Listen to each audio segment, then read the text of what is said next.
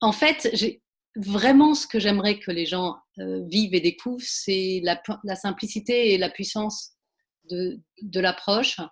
Mais plus exactement, il y a 2-3 concepts de la narrative qui me semblent fondamentaux. C'est comment on construit des questions, comment on externalise le problème, c'est-à-dire vraiment, alors c'est narratif, alors il y a plein de gens qui vont me dire c'est systémique, oui, parce que l'approche narrative, un de ses parents, c'est la systémie, donc ça tombe bien.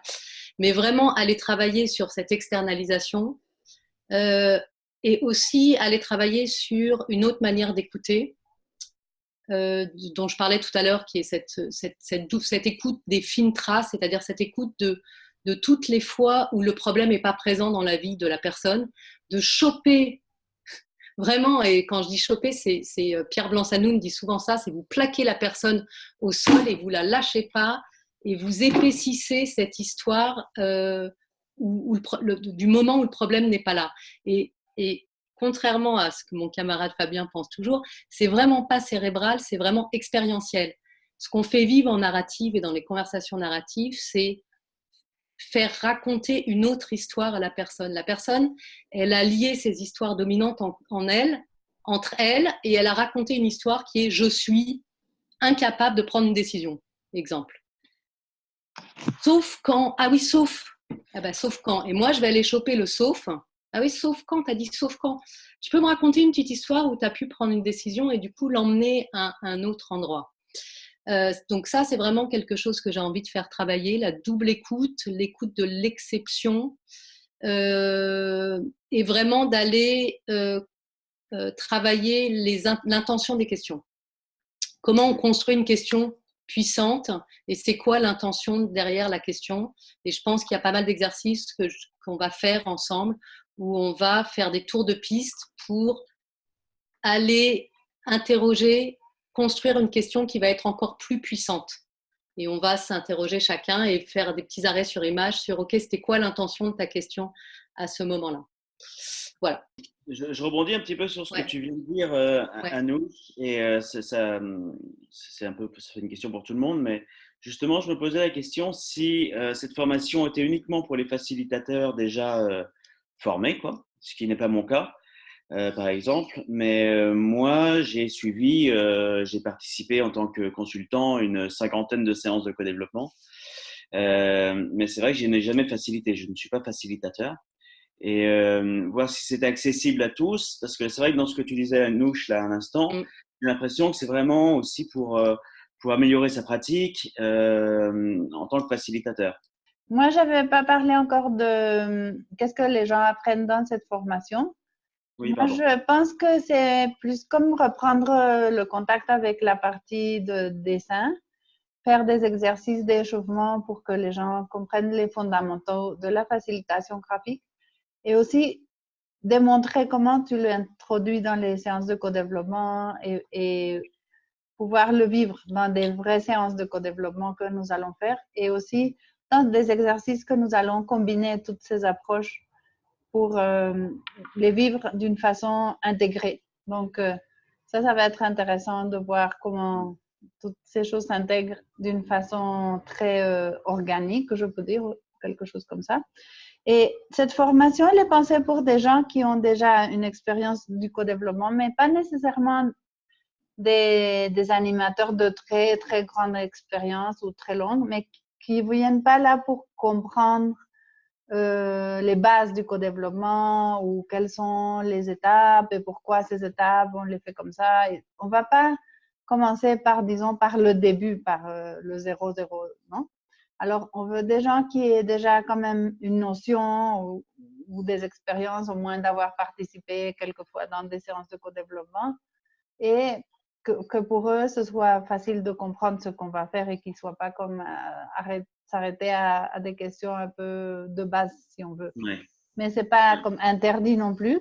Et on avait même pensé que s'il y avait des gens qui vraiment, vraiment ne connaissent pas du tout le co-développement, mais qui veulent être là, qu'on pourrait faire peut-être comme une mise à niveau, comme au moins une séance de co-développement avant la formation, pour que les gens puissent, là, oui, poser des questions pourquoi on fait ça comme ça, de quoi il s'agit, pourquoi on ne peut pas donner des solutions. Ou toujours en répétant ou en disant clarifiant que nous, on va suivre totalement la méthode de Claude Champagne et Adrien Payette telle qu'elle est construite, telle qu'elle est structurée. On suit exactement cette approche, on ne la change pas, sauf qu'on l'enrichit dans la façon de le faire.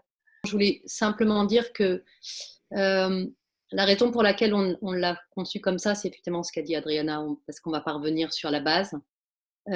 Et aussi pour que ce soit pour que tout le monde ait une capacité d'être à peu près au même niveau d'attente. Et que si quelqu'un venait chercher une formation de base de co-développement, il n'y trouverait pas son compte.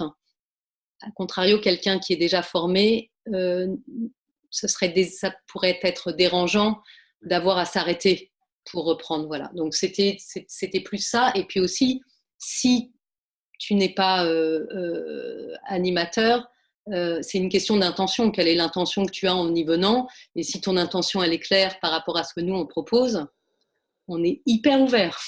Donc, voilà. Donc, il n'y a pas besoin d'avoir sa certification voilà. Mais de connaître le processus. Et si tu as fait 50, oui, je vois bien comment ça marche. Tranquille, tu vois bien comment ça marche. Cette formation que nous allons offrir dure 3 jours. Elle va se faire du 7 au 9 octobre à Paris. La formation a une partie, disons, plus, je ne sais pas si c'est le mot exact, mais plus théorique ou plus de connaître les approches, plus basée sur les approches, et une partie d'intégration dans les séances de co-développement. On va s'amuser beaucoup. On va apprendre beaucoup. Oui, moi j'ai juste envie d'ajouter que vraiment la manière dont on a construit ou dont on a construit cette formation, c'est vraiment d'avoir suffisamment d'initiation aux exercices pour pouvoir les mettre en pratique l'après-midi. Donc on a construit ça le matin, on va vraiment travailler chacun à vous initier sur nos différentes approches. On a construit des exercices qui vont se mêler parfois. Donc, on va avoir quelques exercices d'approche narrative qui vont aller directement inviter soit de la facilitation graphique, soit de l'improvisation théâtrale. Et l'idée, c'est vraiment que dès le premier après-midi, dès le lundi après-midi, on commence à pratiquer dans les séances de co-développement un peu de l'un, un peu de l'autre, un peu des trois.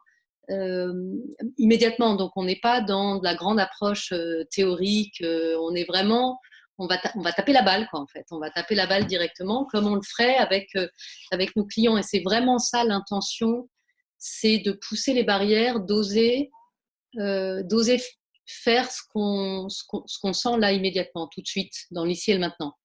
Et on va le faire à 3 et on va surtout le faire aussi nous-mêmes devant vous parce que nous-mêmes, on se lance et on ose.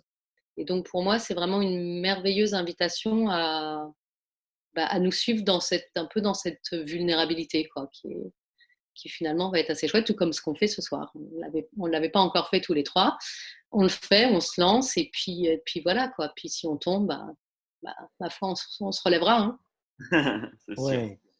Et comme disait donc Adrien Payette, voilà, de ne pas oublier que l'objectif, c'est quand même d'améliorer sa pratique ou la pratique de tout le monde, de tous les gens qui sont autour de la table, même si nous, il n'y aura pas toujours de table, et l'animateur compris. Et oui. Donc, causons, voilà, ensemble. Voilà. Co-osons. C'était bien l'intention du codev, donc… Ouais. Je voulais ajouter quelque chose qui était une question de Sylvia, mais qu'elle n'a pas posée maintenant, mais sur les horaires. On a pensé aux gens qui viennent de l'extérieur de Paris, donc on va commencer la première journée un peu plus tard de ce qu'on aurait peut-être voulu, mais pour donner un peu plus de temps pour arriver, c'est qu'on commence à 10h du matin. Et la dernière journée, on finit aussi un tout petit peu plus tôt parce qu'on va finir à 17h pile pour des gens qui auraient des trains à prendre ou des avions ou des choses comme ça. Donc, on va faire un horaire adapté aussi en pensant à des gens qui ne sont pas nécessairement à Paris, mais qui viennent d'ailleurs. Il y a peut-être une obligation, c'est de venir avec du plaisir, mais je vois que ça pour ces 3 jours. S'il n'y en a pas assez, on essaiera d'en donner de l'énergie avec. Ouais, ça c'est possible. La vérité, c'est qu'on est très content de cette aventure qu'on Ouais. est en train de préparer depuis un petit bout de temps, mais qui nous a fait apprendre beaucoup de choses de l'un, de l'autre et de toutes les approches ensemble. Donc, avec tout le plaisir que nous, on a déjà eu, on imagine aussi que le résultat va être très enrichissant pour tout le monde. Parce que déjà, Fabien, il est très bon facilitateur graphique. Moi, je suis un peu improvisateur. J'ai une expérience aussi d'improvisation.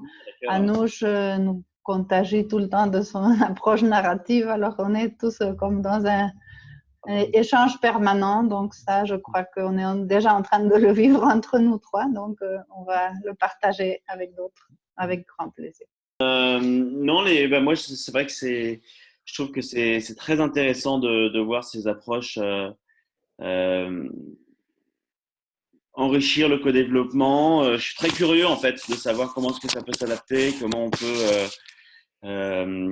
on peut vivre une séance de co-développement d'une manière différente, pouvoir s'exprimer différemment et du coup pouvoir peut-être percevoir d'autres manières d'aider et d'être aidé, quoi. Donc je trouve ça très intéressant. Donc voilà, j'ai hâte de découvrir ça, de voir d'en savoir plus directement en action, on va dire.